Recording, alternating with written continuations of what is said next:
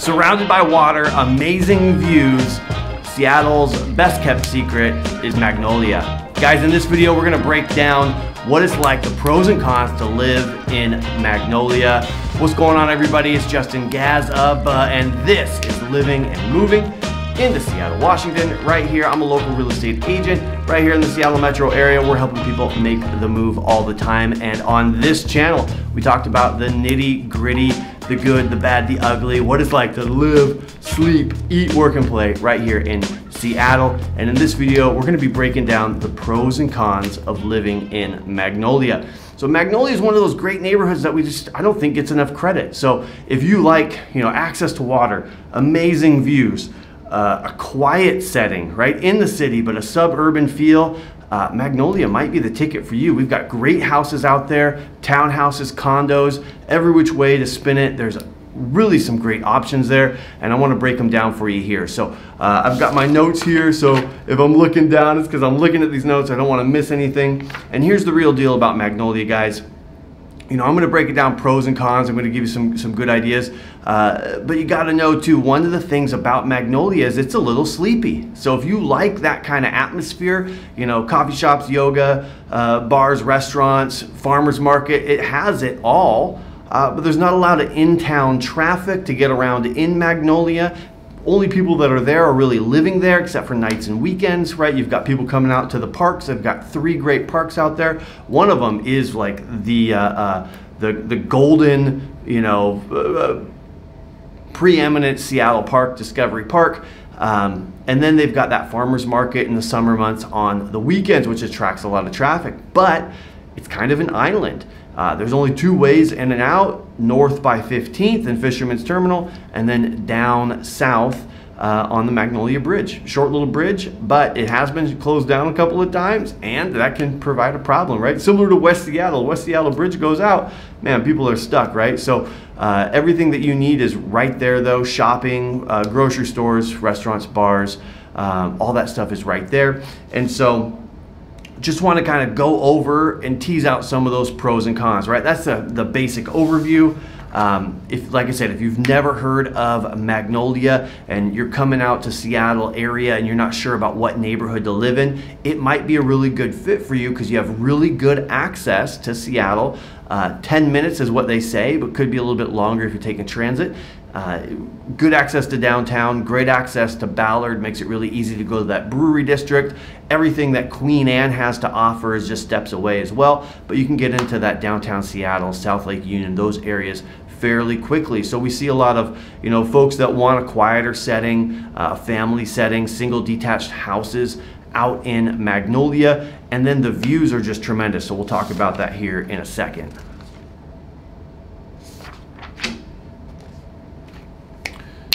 So just like Ballard, Magnolia has its own neighborhoods. And so that's something to know about just kind of Seattle. The Seattle neighborhoods and landscape, what we call, neighborhoods, a lot of times used to be old cities. Now Magnolia has a couple of different neighborhoods within the area of Magnolia. A lot of people, jokingly refer to Magnolia as Mongolia because it is just so far away and detached. So if you're the young and fun type, likes a lot of restaurants, a lot of nightlife, that sort of thing, you might feel really out of place in Magnolia. But if you're more keen to staying in at night or doing small things, small coffee shops, that slow pace, Magnolia is definitely an option for you. If you don't have to go into downtown all the time, really could be a great option. And Magnolia is really interesting because if you choose to get a home that doesn't really have a view, you're going to pay a lot less for that in Magnolia than you would a similar home elsewhere because it does have that distance added to it and that perception added to it. And surprisingly, I'll talk about it here towards the end, but man, the views from Magnolia are incredible, like just insane what you can get there. So another thing about Magnolia that's really great, especially if you like that small town design and appeal, is it is growing at just a slower pace than a lot of other Seattle neighborhoods. Queen Anne, the city, the area around Queen Anne with the old homes and traditionally Upper Queen Anne, that hill area has a lot of great old homes, and that area with, your Craftsmans and Tudors and your old Queen Anne style homes. Lower Queen Anne has a lot of older brick buildings, the Queen Anne high schools, converted condos, and older apartment buildings in Queen Anne. And there's a lot of infill starting to happen in Queen Anne. Ballard has a tremendous amount of infill. It was designated an urban village many years ago, and we're starting to see that come to fruition over the last 5-10 years, where we see a lot of infill. A house goes down and a few houses, townhouses pop up. It's happening on a much smaller scale in Magnolia.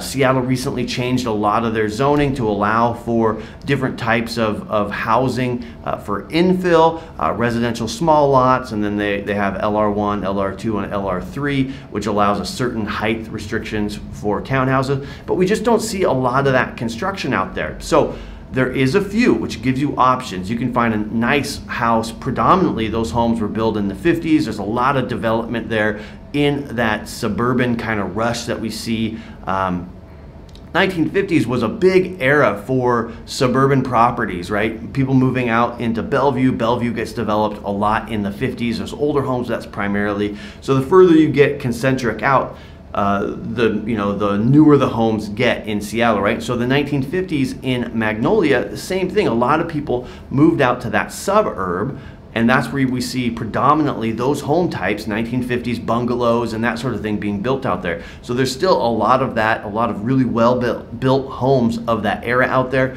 And we're just now starting to see some infill where you'll start to see contemporary townhomes being built. A lot of them have a larger footprint, a wider across the townhome, so you get better square footage there for your money. And again, it is that slower pace, and you feel that in the growth out there as well. So another huge pro for Magnolia is Discovery Park. Now Discovery Park, I've talked about in other videos. It's really easy to get to, has easy access parking, but it is 535 acres of park. There's a great 2.5 mile trail that runs the outside of the park. A lot of trail runners love that, to put a couple of laps in. There's great trails, inner network of trails throughout Discovery Park. There's also really great access to the water and the lighthouse down there, which really makes it one of the crown jewels of the Seattle park system. It's really desirable. A lot of folks headed out there on the weekends. It does get bus service right there, so if you're living in Seattle without a car, you can easily get out there and access that park. There's also the Magnolia Viewpoint Park, which is a thin strip of park that allows you to get views of Elliott Bay, Puget Sound, Alki, and downtown Seattle. So this is kind of the area that people would be drawn to. Cary Park in Queen Anne is beautiful. It's a small pocket park that gives you great views. But if you get out to that Viewpoint Park in Magnolia, you're going to be able to walk around a lot more and see a lot more of the Puget Sound and West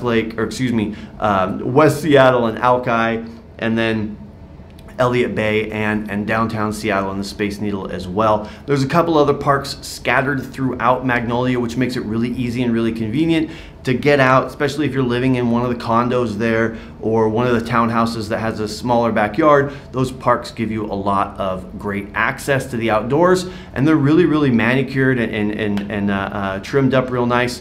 Obviously, the 535 acre Discovery Park is a little more wild and woolly, and that's one of the reasons it's a whole lot of fun. So guys, when it comes to Magnolia, if you really love quiet streets, that suburban feel with good access to the city, maybe Ballard's a little too busy for you, and maybe there's too much infill going on in Ballard and Greenwood and Finney Ridge, really Magnolia could be the ticket that you're looking for. A lot of shops and restaurants in their Magnolia Village, good shopping there. Like I said, summer months has the farmers market, bars, restaurants, all right there. Magnolia Village really provides that urban center for the area, making it so that you don't have to commute over into Seattle to do any of your shopping. you're really self-contained, and it's really convenient and really easy to live there with a slower pace of life, that lifestyle where you can walk on the streets and get out, and it really, most of the cars that you see out there, they live there, right? They're not coming. A lot of times you live, lot and block, downtown area, Greenwood, Ballard. You have people driving through your streets that don't live anywhere near you, and it has that busy, more hustle and bustle feel. In Magnolia, you really don't have that. It's a much more slower pace. But if we're going to tell you all the positive stuff, we're going to have to jump into the cons. And I've kind of alluded to some of this. And at the end, I want to share with you, I probably shouldn't do this, because that means that this moment in time is the only time these numbers make sense. But I want to share with you guys just a couple of things at the end of the video, and give you some perspective on price, because there's a lot of opportunity out there. But let's jump into the cons before we do that. So I've alluded to a couple of things, right? It's kind of an island. It's detached. It's northwest of Queen Anne. There's really two places, 15th Street, 15th Avenue, that access point by Fisherman's Terminal, and then the other access point further south, where 15th turns into Elliott, closer into Seattle, where the Elliott Bridge is, or excuse me, the Magnolia Bridge is. And the Magnolia Bridge has been shut down a couple of times, so that really kind of goofs up your ability to get in and out of town. You have to go all the way north over the 15th, and then fight the traffic from there. There is decent access for transit, but again, you're a little further out. There's only those two access, so it does get kind of complicated that way. The other thing that a lot of folks complain about is that if you're not in some of the nicer areas, some of the cheaper places to live is closer to Inner Bay. Inner Bay is that small section of town that's kind of right between Queen Anne and Magnolia, and hovers right around the train tracks. So there are train tracks and trains that come through to the eastern edge of Magnolia, and that can be a bother for some folks, because you have trains running north and south, and that train will come up on the eastern edge, hoop over, circle a little bit to the west, and then continue north over a bridge into Ballard, and that can be a bother to a lot of folks who moved out to that area for peace and quiet, and then all of a sudden you are stuck with some trains. But it's easy to get away from, because the trains are a lot lower in the ravine and then up the hill, and so unless you're really close to those tracks, you can get away from them, and you don't have to hear them as often quite so quickly. But it is a huge deterrent for a lot of folks. The other thing I think about with Magnolia is, yes, suburban, slower pace of life. Everything that you need is right there around the Magnolia Village, but it's not as young and fun as some of the other neighborhoods, right? You're really limited on where you can go out and what you can do, unless you get out of town, go over to Ballard, go over to Finney Ridge, go to Greenwood, go to Queen Anne. Now the great thing about that is you're pretty much 10-15 minutes away from access of all of that, but you are really kind of car dependent. If you want to go in a moment's notice, there is, like I said, there is transit coming through, but your car is largely going to give you a lot of access, and most of the houses out there are going to have a garage, some of the older 1950s homes too, but it doesn't have that same hustle and bustle. So depending on where you are in the spectrum, Magnolia might be too quiet for you.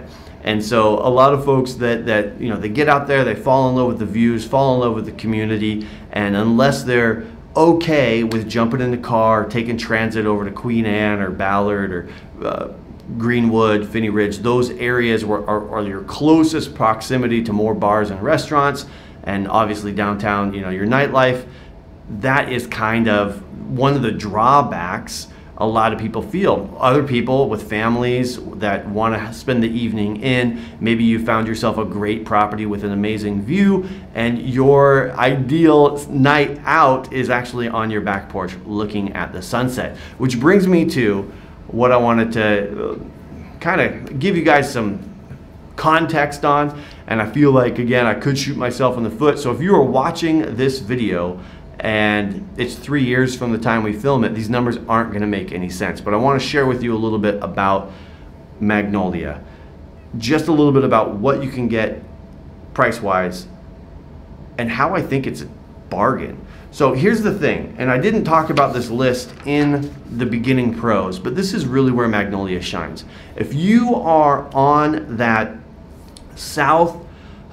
western or southwest side of Magnolia, there's a neighborhood called Briarcliff, and this neighborhood kind of runs that edge where, for the right property, you're going to see Elliott Bay from your house. You're going to be able to see the Puget Sound from your house. You're going to be able to see the Seattle skyline from your house, including the Space Needle, all from your house.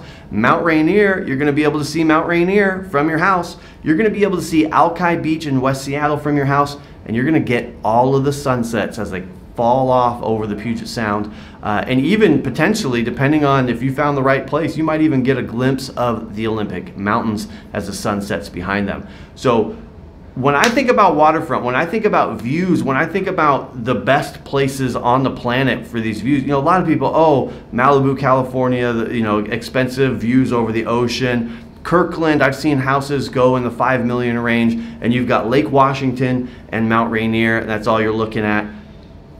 Magnolia, let me run the list for you again, because I'm not sure it made sense to you, because nowhere else, I've not seen anywhere else in the planet where you can capture views like this. So if you're the kind of person that this is your language, this is a spot for you. We're talking about Elliott Bay, downtown Seattle skyline, the Space Needle, Mount Rainier, Alki Beach, West Seattle, sunsets, and the Olympics. Did I miss one? Oh, Puget Sound.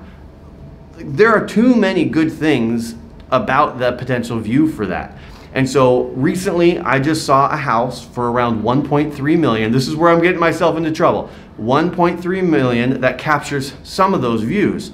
Now, any of those views is worth that. Any one of those views, oh my gosh. And I saw a house for just under 6 million that captures most of those views. So you can really see, if you're in Malibu, California, and you want to come up here and capture all those views, this is the ticket. I mean, let's get you into something great, because the money that you would spend in Malibu, only 6 million. I promise you, that's like a lot of people watching this video and they're gonna say, oh my gosh, $6 million. But for 5 million in Kirkland, you can just see Mount Rainier and Lake Washington, right? Like, what are we doing here? Magnolia is the ticket. If you're looking for views, if you're looking for great water access, that slower pace of life, great bars and restaurants. I mean, Palisade, I've only been there once, but like all time, like the views, the food, amazing. I'm not a big go out and eat guy, so even getting me to Palisade once was an event, to remember. And I do. It was beautiful. It's a fantastic spot. Magnolia is the ticket, guys. I can't stress it enough. Magnolia is such a rad neighborhood. So really appreciate you tuning in. Reach out to us. We're helping people make a move every day. If you don't reach out, we can't help. Just shoot me a text. You can even, I've had people just use the calendar link down below and book on my calendar to talk shop. Always glad to connect. And we'll see you in the next video. All right, talk to you.